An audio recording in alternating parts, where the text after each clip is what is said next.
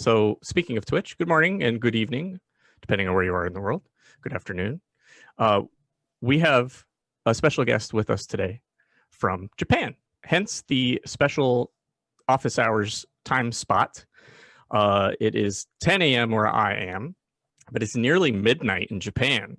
So to accommodate that, I backed the time out. Normally, I would do daily scores and chill at this particular time, but you know, I want to be flexible. We have viewers all over the world, and I think it's important to try to be accommodative. So as a result, I have coffee. So I appreciate Ageonsen joining us today. Like I said, Ageonsen, I asked you some questions, and I do that of everybody. It's no secret I give them in advance. So you've had a little time to think about it. And I already kind of gave away a little bit about you. I said that you are in Japan, but specifically, where in Japan are you? Where do you live? I live in Japan. I live in Tokyo, the capital city of Japan. The capital city. Capital city, yes. Okay. Are you like in the very center, or are you on an outskirt? It's little out. Like a suburb. Suburb, yes, suburb. Okay, but the what is it called? A prefect? You're in the Tokyo prefect? Is that what it's called? Tokyo prefect? Sorry. It's okay. I just put it. Yes, Tokyo prefecture. Yes. It's called a prefecture. Okay, I'm just trying to make sure that I get the naming stuff right. So if you're just joining me on Twitch, I just saw my viewer count rise a little bit. I've got Ageonsen here. He's just telling us where he's from. So he's from Tokyo Prefecture, Japan. And I was getting that right. I try to learn something from folks, and that's part of it, is to test my own knowledge and see how we do. So you're in Tokyo Prefecture, in a suburb of the capital city. What do you do for a living? I work as a data scientist in the area of healthcare. Okay, healthcare. And I've been involved in many tasks. One of my favorite projects was improving hospital management. Can you tell me a little bit more about that? So it's it's a company secret. That's okay. I can say the details. I understand. Sorry. So when you say hospital management, are you talking about cost controls? Yeah, so cost control. Okay, so something involving budgetary items. So it is finance related. Yes, sir. Okay. Finance related. Yes. Okay, so now we have corporate finance. I think you're the first corporate finance guest that I've had. So that's very interesting. Ageonsen, what compelled you to pursue your current job? It was trend. I majored in mathematics in the university, so I would like to become a derivative quant at first. Oh, derivatives. I see. However, I couldn't see the perspective of the job. So at the same time, data scientist was trend, so I bet it. Okay, so you wanted to, you thought you wanted to do derivatives. So you wanted to do quantitative option stuff. Was it futures or options?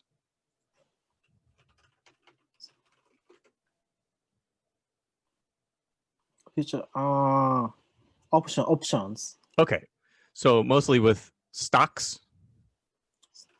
Also stocks, yes, stocks.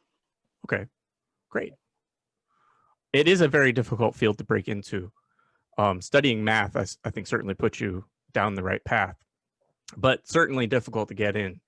And so I understand why you would segue into data science. That makes sense. What do you do for fun? Surely it's not just math.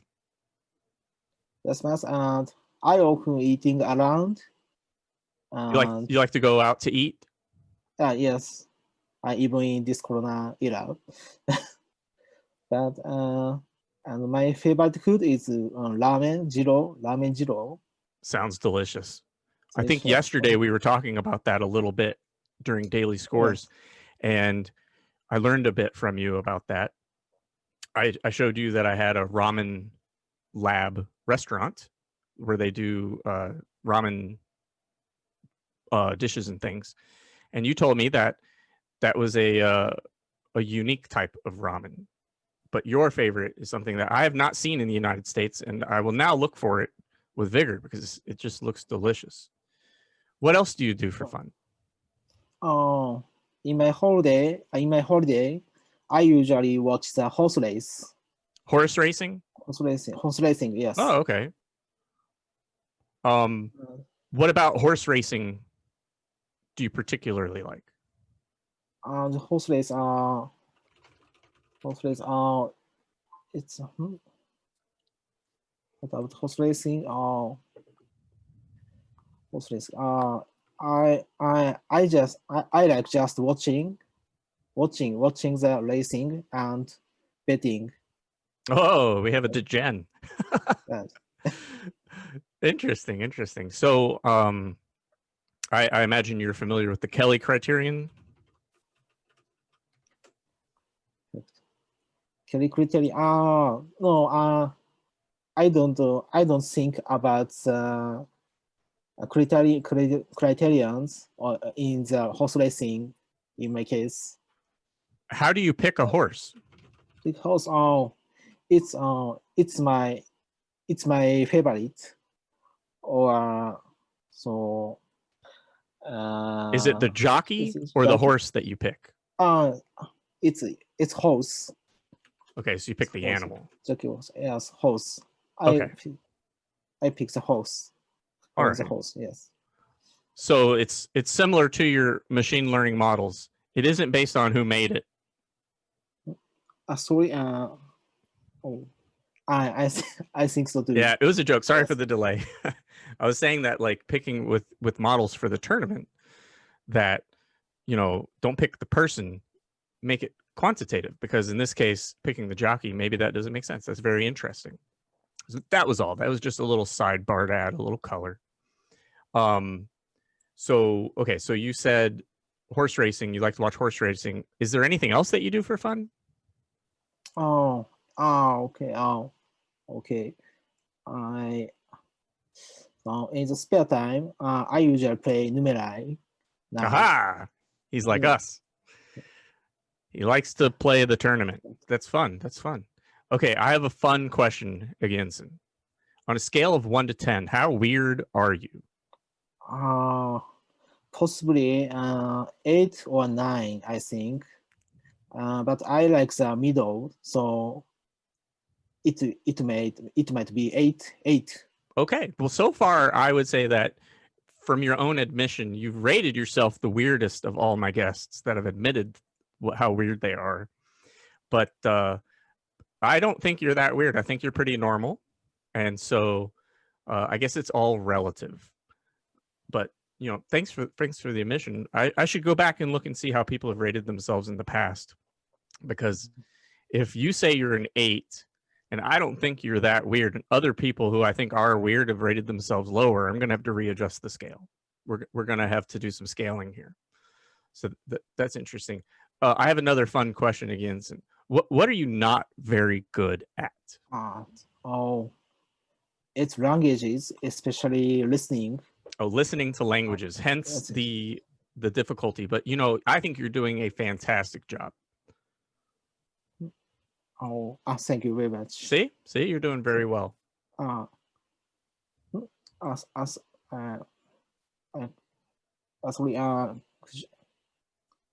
so you're saying you're not very good at listening, and that's okay.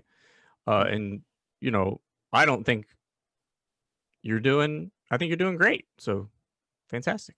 I have another fun question. If you could have a billboard, like a marquee, a big advertising thing, if you could have a billboard with anything on it, what would you put on it, and why would you put that on your billboard?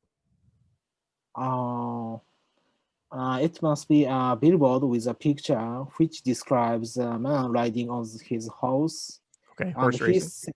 Horse racing, yes. And he said, never fear the changes. Never fear the changes. Yes. Okay, cool. Okay.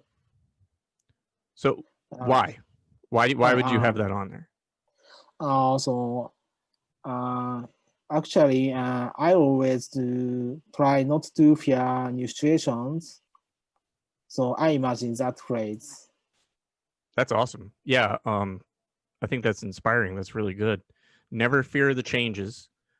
You know, horses are large animals. They can be scary for folks. So I get it. Never fear the changes.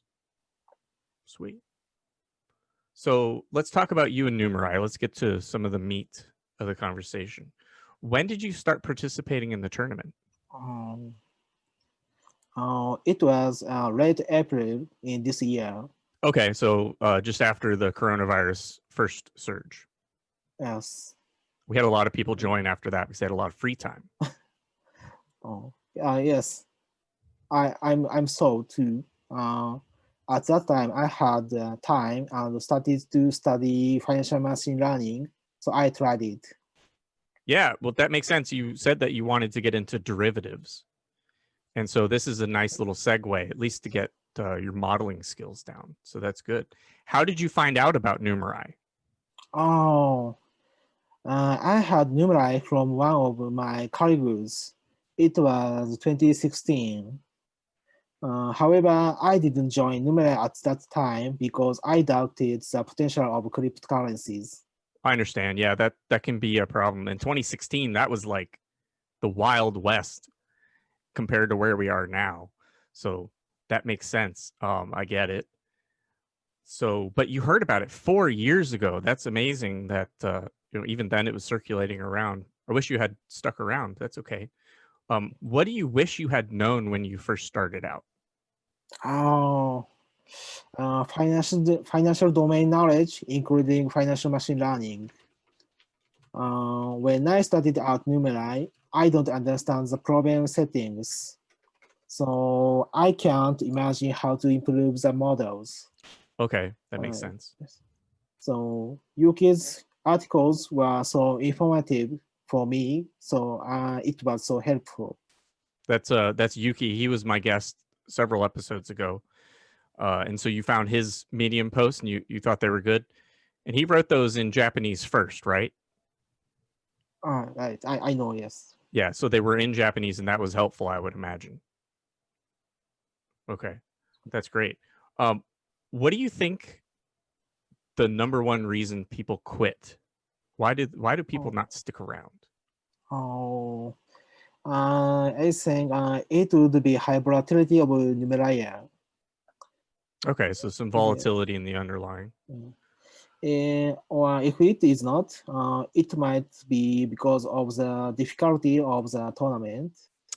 It is indeed the most difficult machine learning tournament in the world. So Right. it's hard. Yeah, you gotta stick around. I think also the time delay between when you work on a model and you get feedback on how it actually does on live data. I think that long time scale is difficult for folks, but I think sticking around is very, very important. I have a question about maybe how you can help some folks. Can you give us your top 3 tips for participating in the tournament? If I must say, number one is validation is the most important, including neutralization process. Okay, so validation, in other words, Yes. making sure that your model is not overfit, right? Right. Yes. And so then you're saying also neutralizing. So we've talked about that in previous episodes. Feature neutralization is taking out the ordinary least squares solution from your predictions so that you're submitting basically the residuals. And you find that to be very, very helpful.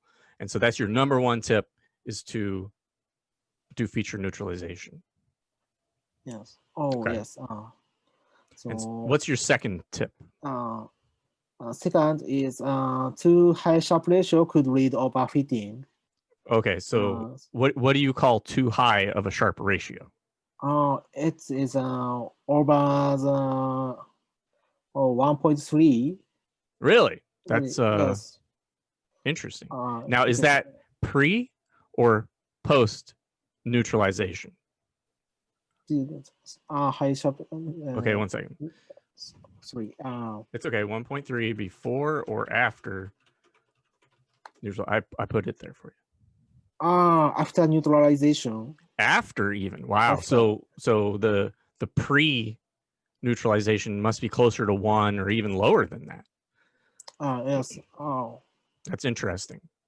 That actually makes me a little nervous because I have models that are much higher than that. So I hope I'm not grossly overfit. I'm going to have to do a little work, I think. That's very interesting. Okay, so that was your second tip. So you say above 1.3 sharp is perhaps too high. What about what's your third tip for folks? Too much feature engineering could lead bad performance. Okay, so you think, but some of your models might suffer from that? Yeah, yes. In my case, some of my models with too much feature engineering by genetic algorithms failed. Oh, okay. So you're on the Bohr path. Bohr is a user in the tournament. He does a lot of genetic algorithms as well.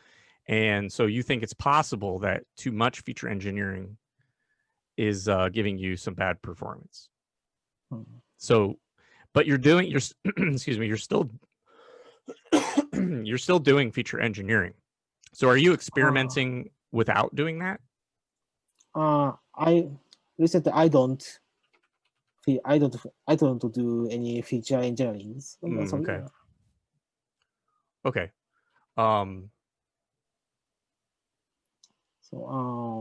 Okay. Anything else you want to say about your tips? I think these three is that's all. Okay. Okay. I know I've said a lot of great things, but I'm not hacking the market, so these may not be correct. Numerai is the hardest data science competition on the planet. Yeah, it's definitely difficult. And when you say you're not hacking the market, do you mean that you're not at the top of the leaderboard? Yeah, I mean the hacking is totally perfectly predicts the market. Okay, right. So yeah, nobody is hacking the market by that definition. We all struggle every week, and despite everything we've learned, even from people like Carlo, who knowledge dropped us early on, we're still having a tough time. So I think keeping an open mind and being willing to try new things is important. So again, and thank you for that. What is your number one feature request or suggested improvement for the tournament?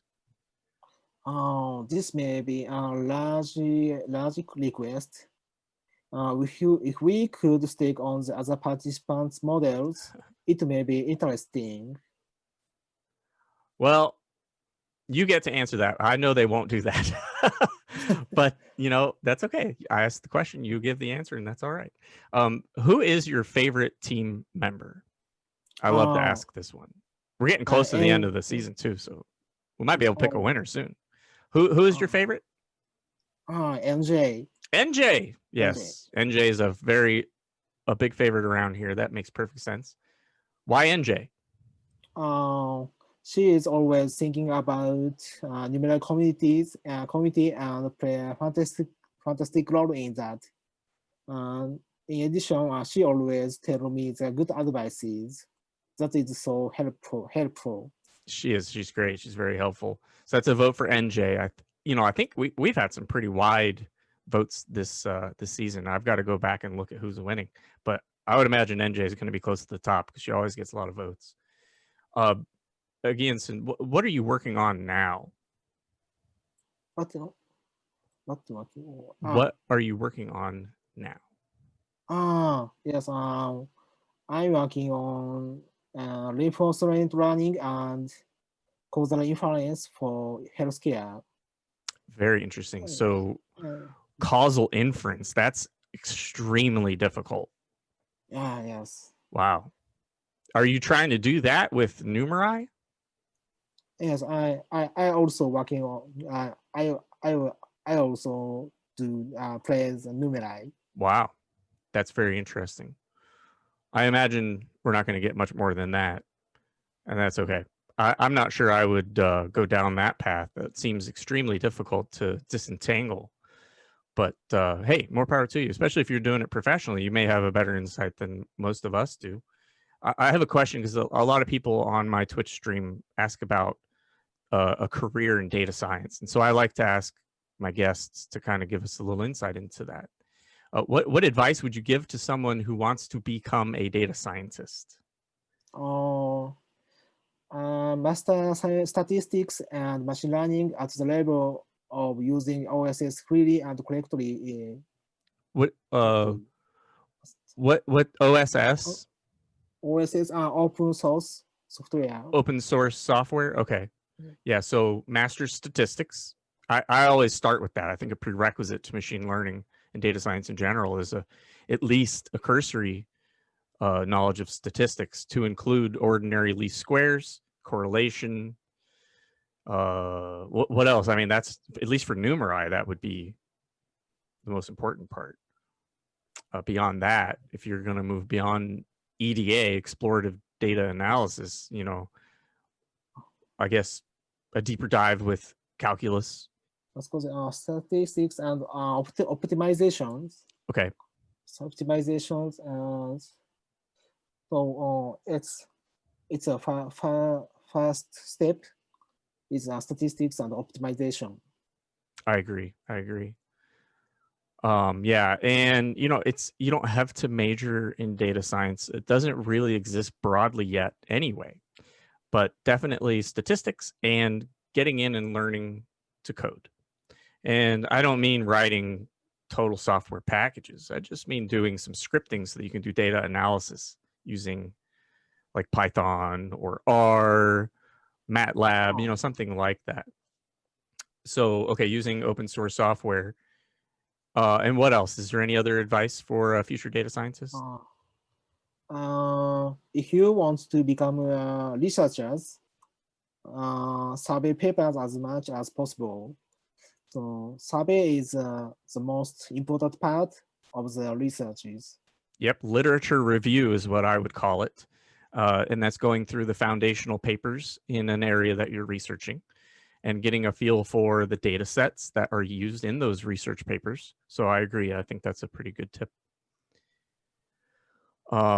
There's quite a few Twitch questions. Well, I promise I'll get to them. I just want to get through the interview questions first.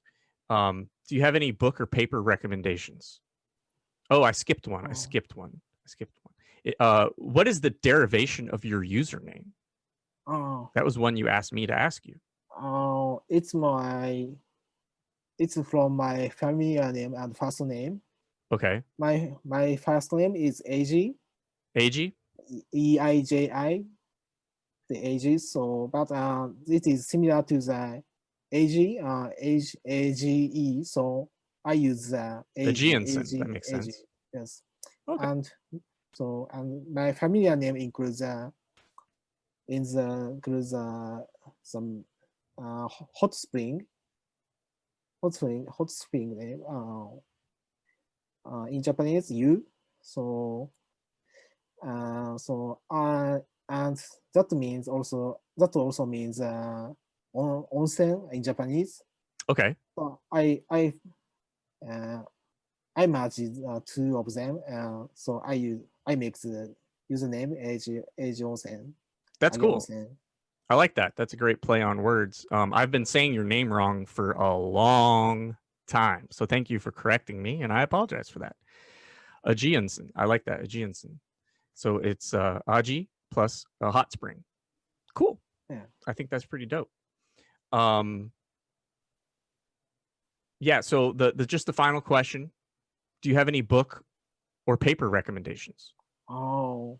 What are you reading and what should people be reading? I recommend Marcos's books. Marcos Lopez de Prado. Okay. Marcos Lopez Prado. Yes. Mm-hmm. His books is so interesting for me. Especially backtest overfitting chapter is interesting material. Yeah. And in addition, data processing chapters might be useful to understand the Numerai tournament. Yeah, data processing, avoiding backtest overfitting from Marco's book. Yeah, that's good stuff. I should post a link to that book because it gets referenced a lot with my guests. So, Ageonsen, thank you for coming today. I appreciate you taking time to answer my questions and teaching us a bit about you and your culture and everything going on right now. So, thanks again. But stick around because we still have a bunch of questions to get through. And I had to scroll up in Twitch because I missed quite a bit. So, On Point 007 reminded me that I take some pretty big leaps in my lecture on financial machine learning. On Point says they started to laugh when I jumped from printing Hello World to importing pandas in like 2 minutes. Yes, but sometimes you just have to take the leap and just trust your instructor, and that's basically what it is. So that's how it is. I could, if you have some experience and you see me do that, yeah, I understand that's a huge leap, but just come along for the ride. So also, you wanted me to introduce who's with me. So besides Ageonsen, I have Carlo. Carlo's a participant in the tournament, and I interviewed him early. I think it was this season, season 3, pretty early on, I think. And Wigglemuse is a frequent guest and friend of mine. Wigglemuse helps me avoid overfitting my priors and disrupts my priors almost every day, and I appreciate him for that. He's laughing. It's true. It's true. You do. You're always making sure that I'm not getting carried away with what I believe to be true and keeping it straight. On Point also reminded me that I need to go through and fix some of my lecture notebooks because the target has changed, and I bet I have target Kazutsugi in there, and so I need to fix that. Thank you for reminding me. I'll make sure I go through my notebooks today. So I caught that. And you had a question for Ageonsen. So are you okay taking a question? Okay. Okay. On Point is asking, how nervous were you when you staked for the first time? Oh, I was not so nervous. I stake so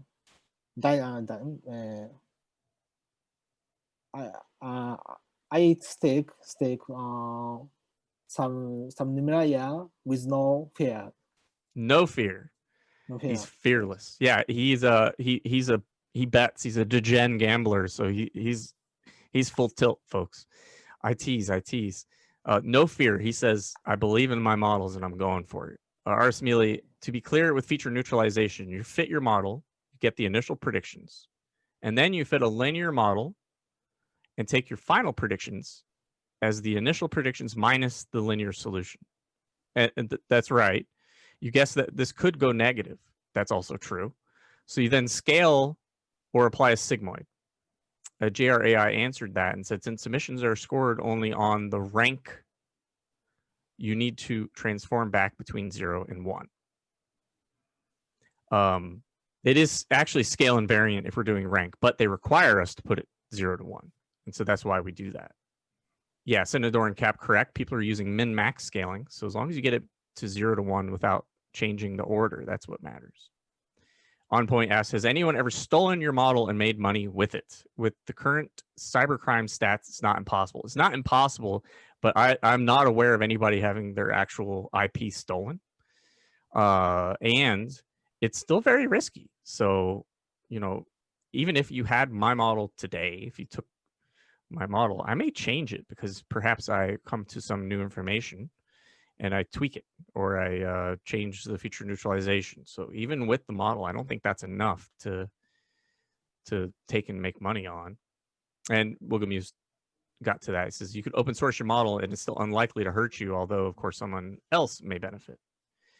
I can't quite say that. Justo LES girl, I don't know, I can't say it. Sorry. New to Twitch, nice channel. Thank you. And thanks for the follow yesterday. On Point's asking, how much did you guys stake at your first try? Well, we have to go back way in time because I've been staking since 2017. Is that about right, Wigglemuse? In the historical times, I think it's 2017 when we started staking. So it's all relative. It was a different game then. It was binary. You either earned Numerai or you lost all of it. And so that was a much more a meta game involved there. Yeah, I presume the comment on stochastic calculus was in reference to getting started in data science. That sounds a bit advanced, unless you want to do something that requires such a heavy math class. You haven't seen my Numerai project, but how often do I use it to process in my modeling? Well, I don't really have a Numerai project. I kind of cobble a lot of things together. I'm a fan of Occam's razor, so the simple explanation is most likely the right one. And so I don't do a whole lot of processing. Feature neutralization is a huge change for me because I traditionally don't do a lot of that, but it does help.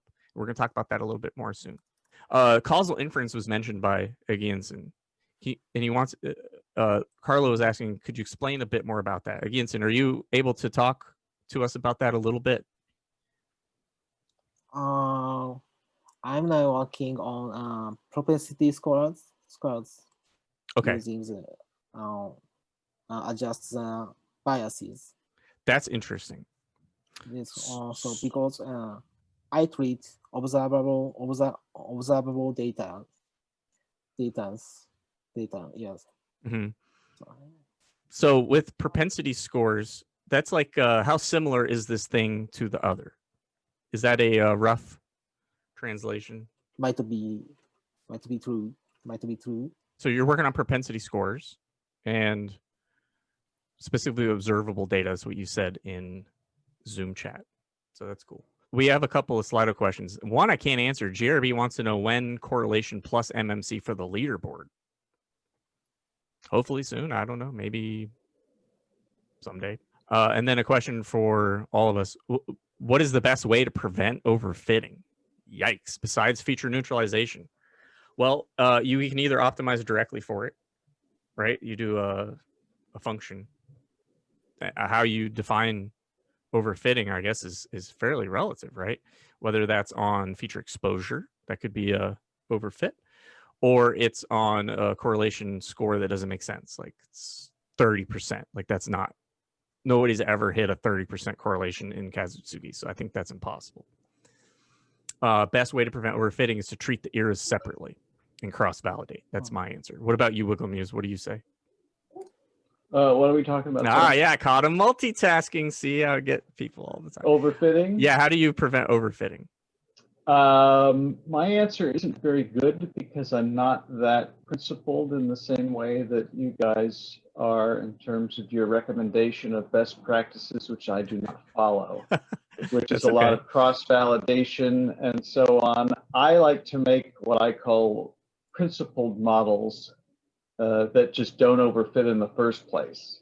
So I use validation to sort of check on them, see how they're doing, but I tend to use processes that just won't overfit. So I don't like to burn a lot of data just checking on things that shouldn't happen. So when I say principled, I mean the principles that avoid overfitting are built into the model process to some degree.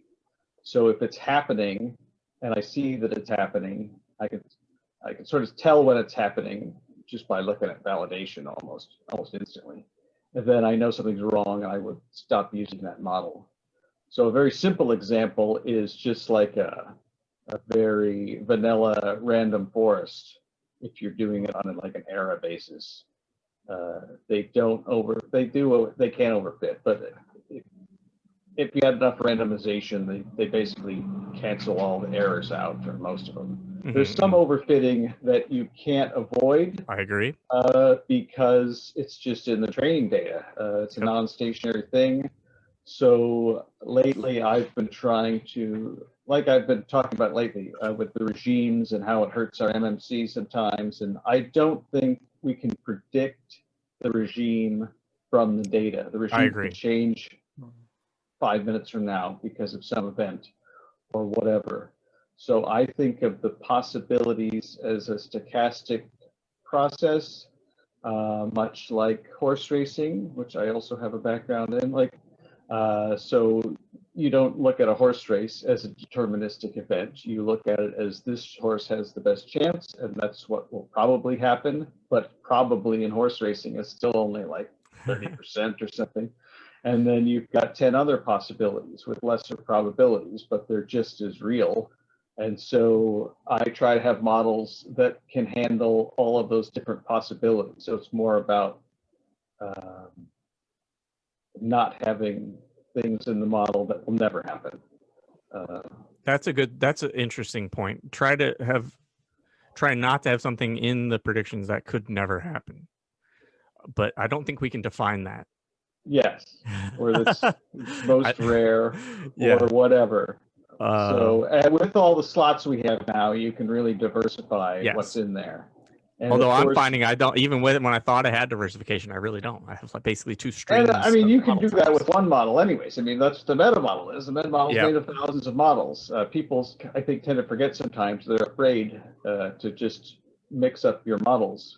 And that's I know true. you're going to ask me about staking in a minute, and that's one way you can sort of mix up your staking is you can combine your models to various degrees to get that risk profile you want.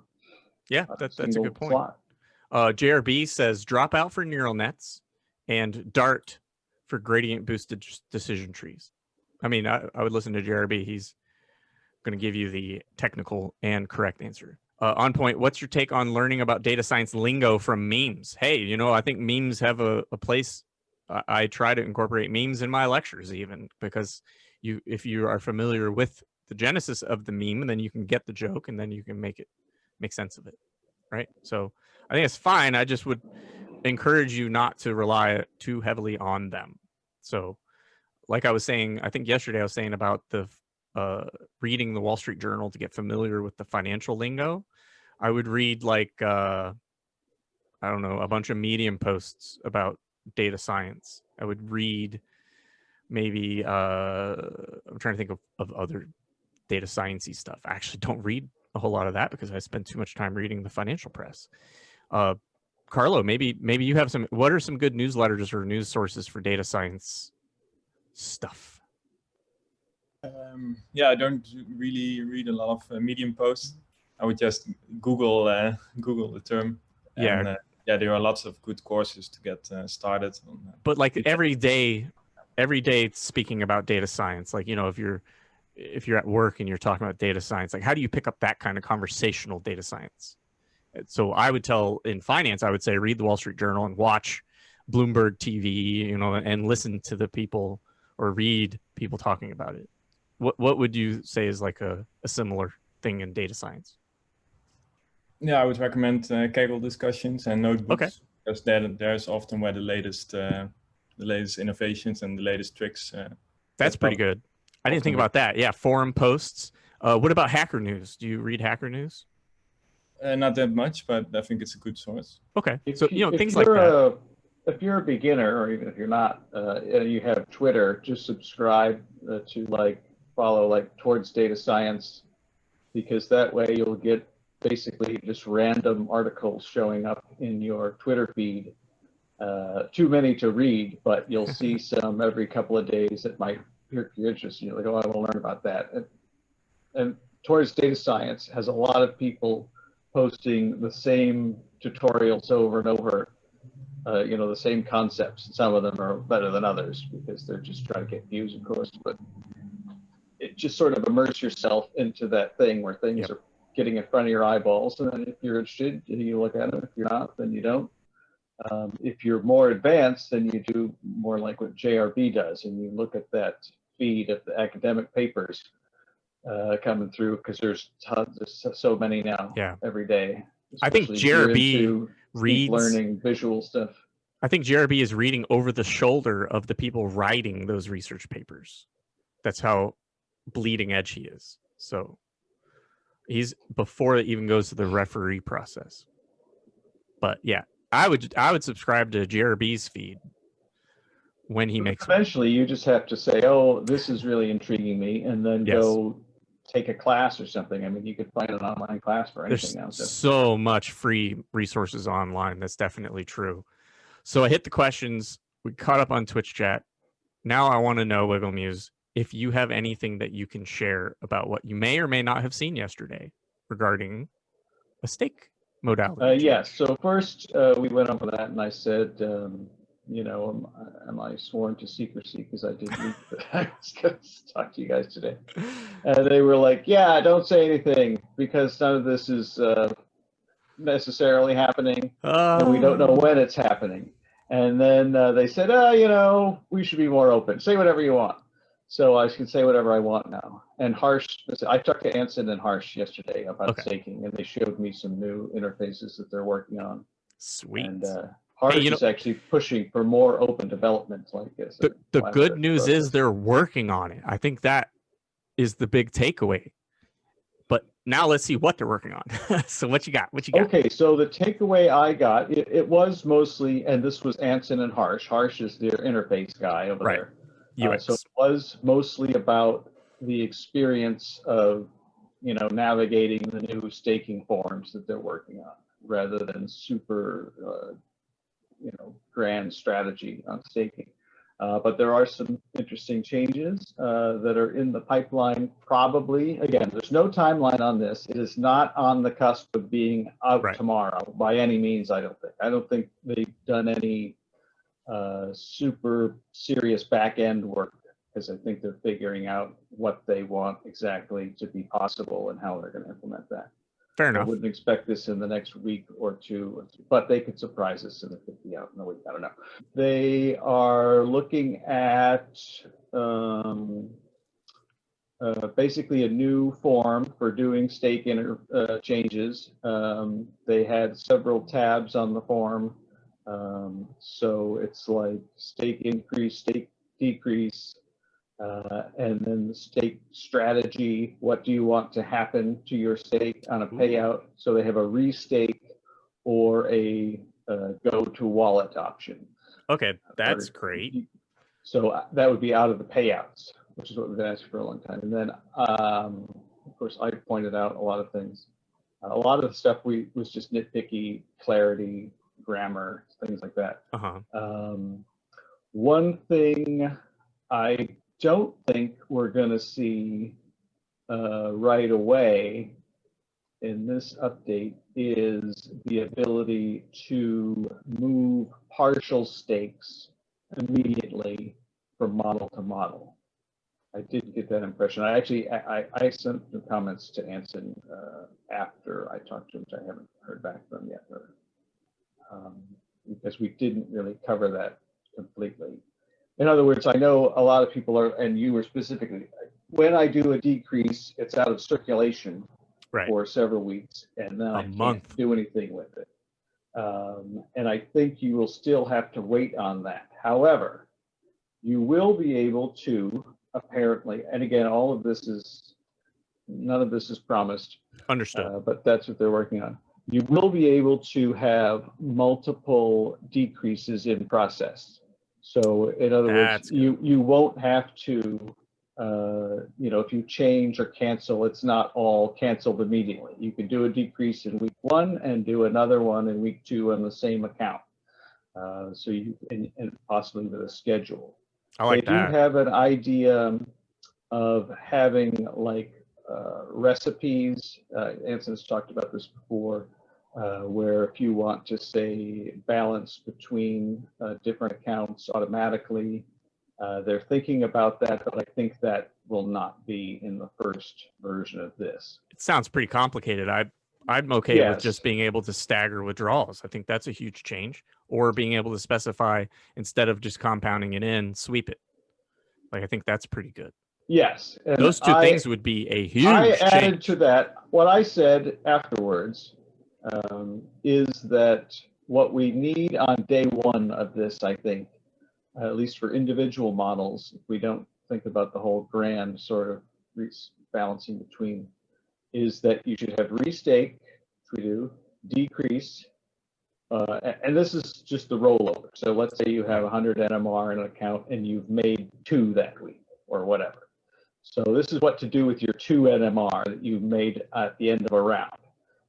Do you restake it? Does it go to your wallet? And we talked about we don't really want it to go to our real wallet.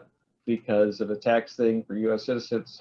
I reiterated that point several times, that maybe like a staking pool or an off-chain wallet or something like that would be better for some of us. And the third option, which I am insisting upon, is a hybrid version of that, where you can restake up to a threshold and then it would go to the wallet. So if you wanted to stake 100 NMR always, assuming you didn't burn and you're lower, then it would get you up to that whatever threshold you pick. And if it was beyond that, then it would go to the wallet. Yeah, that's similar to like the ceiling that I mentioned. You say, Because I want to stake only up to X, and Right. any more than that, sweep it. If it falls below, let it reach that and stop. Yeah. Because there's no complicating factor. They can't do that. So I think that should be totally implementable. The other big thing was he wants to remove the sort of schedule Wednesday, Thursday sort of dynamic completely. So all stake changes would happen on the weekend. You would no longer get that Monday, Tuesday, Wednesday to make stake changes. That's fair. Which I thought was fine, because like I brought up a month ago, how do they even do a stake weighted model? We haven't finalized our stakes until after it started. Yes, sir. But he will make that less confusing by having, like, everything would start on Saturday when the data appears for a round.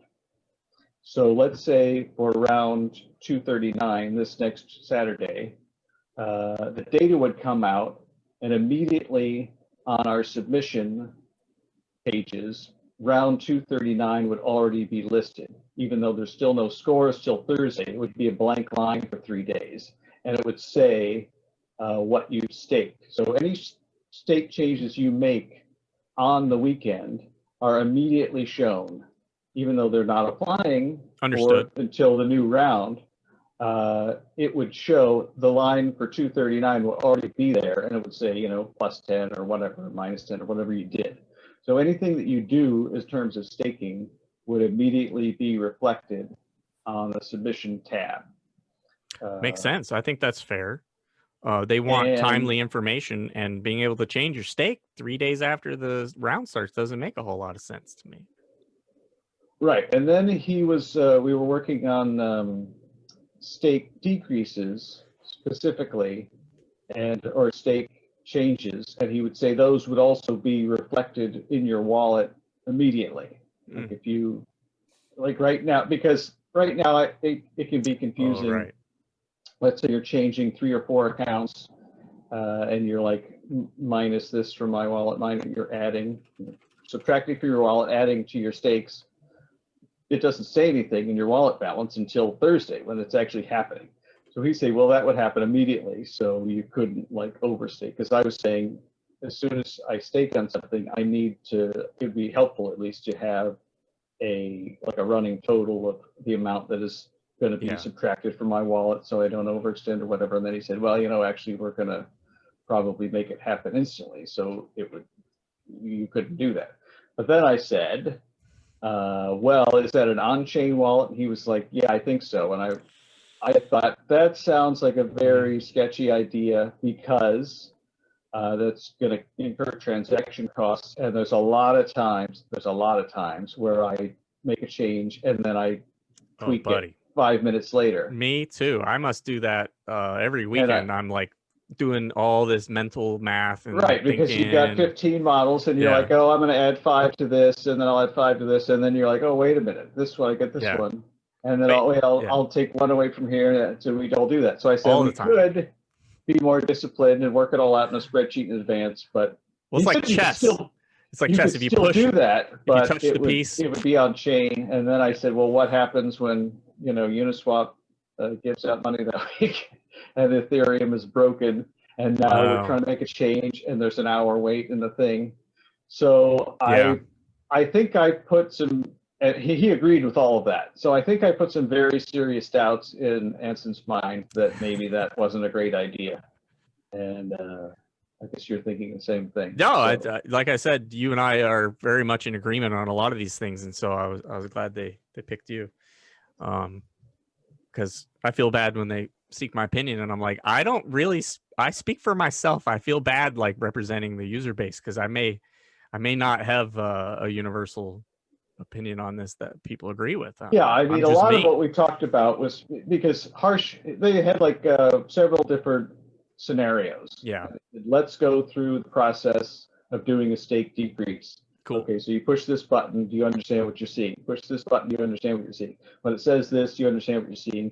And do you understand why when it says you get -10 in 4 weeks, you may only get -5 because of whatever? And I'm like, I understand that because I already understand that. Will a new user understand it? So a lot of the discussion was just upon, does this make sense to people who don't already know exactly what it's supposed to say?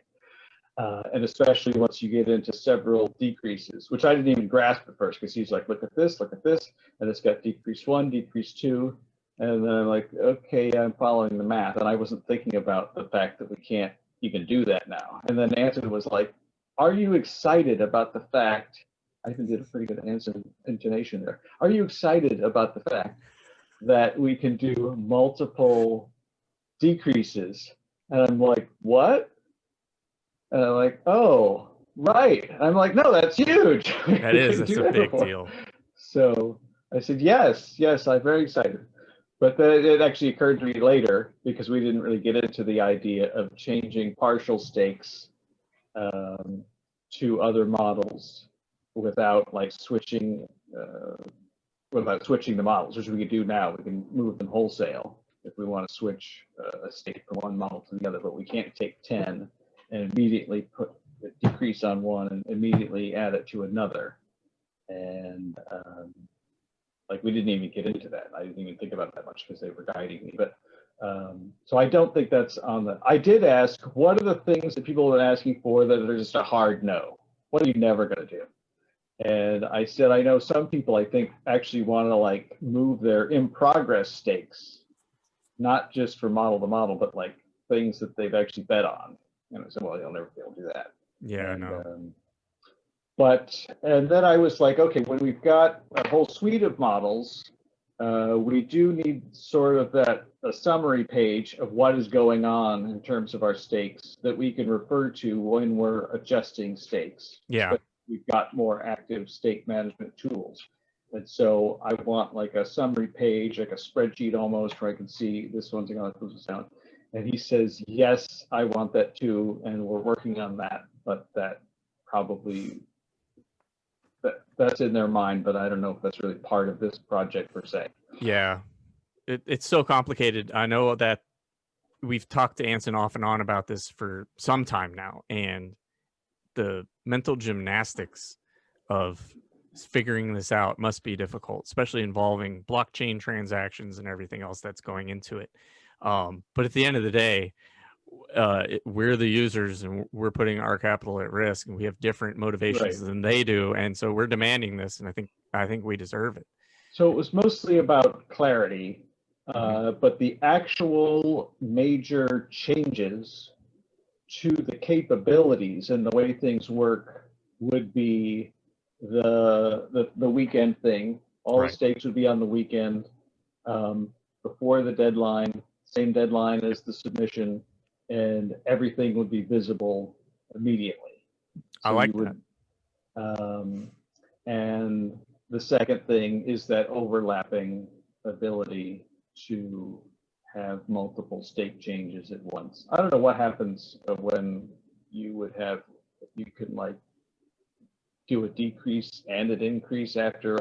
I'm not quite sure how all that would work, but there is the possibility of multiple decreases. And he was also thinking about, the ability to have scheduled decreases and the sort of, I think he's calling this staking 3.0, but sort of the second version of staking 3.0 would have like that spreadsheet page and also like a strategy recipes plan that he wants to be able to implement. So if you want 3 models that always stake the same, it would automatically try to do that for you. Sweet. That's it. That's in the future. Yeah, that sounds complicated. He's got that in his mind. So in that, And again, I think he's still mainly thinking of it in terms of new payouts. So where do we put these new payouts? So we put this model, put to a different model. And I brought that up as well. I mean, we want to be able to restake, decrease, restake with a cap, but also restake to elsewhere. But I think that is probably not going to be, you know, in the next month. No, that's all very encouraging. All of it. To elsewhere. Even if it's simply a little, give them a little by having us lock our stakes in before the round closes for new submissions, right? That's fair. That you and I have talked about that in the past. And then us being able to have staggered decreases, I think that's by itself is a fantastic change.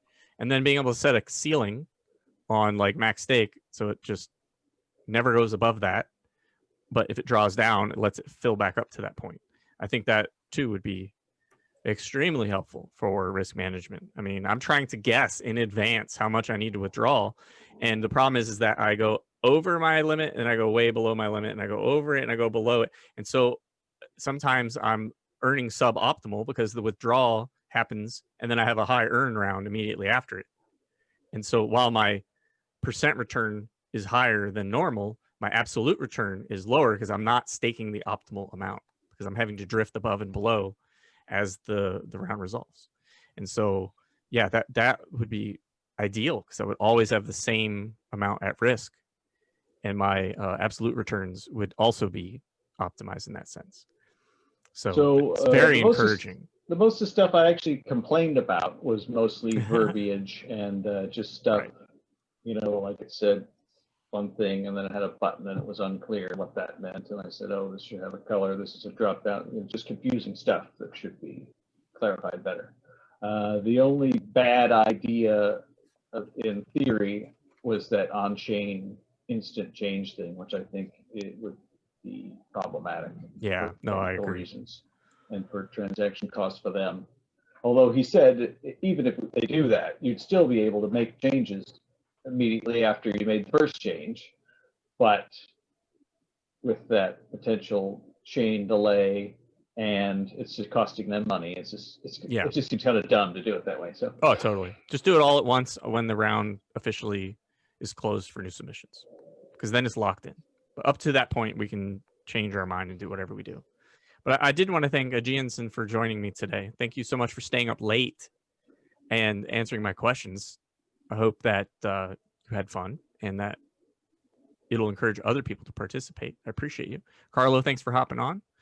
Welcome news. That's exciting news about the stake change stuff. But like you said, it's definitely very alpha testing and not even close to beta testing. And we shouldn't hold our breath on that. Although I would hope that we get it before the start of the new year because there are tax consequences with all of this. At least yeah, it's hard to say what the timeline is. Yeah, I wouldn't say it's far away. I wouldn't say it is near. I just don't know. But they're working on it, and that's more than we had last week. Imminent is what I would say. Yeah. So that's all very good news. And none of that is promised, whatever I just said. Yep. Nope. Just like I said, it's hardly even an alpha test. So all open to change. All right. Well, that's what I have for you today. Thanks everybody for hopping on. I'll be back tomorrow for Daily Scores and Chill. Probably, what is it? 15:30 UTC, 10:30 a.m. Eastern Standard Time. We'll try to see how we do. Today is the first results for, what is it, 238, which is the first scores for the new NOMI target. So I wish everybody luck. I hope the burn is in your favor, as I like to say. And I'll see some of you tomorrow. Thanks again, everybody.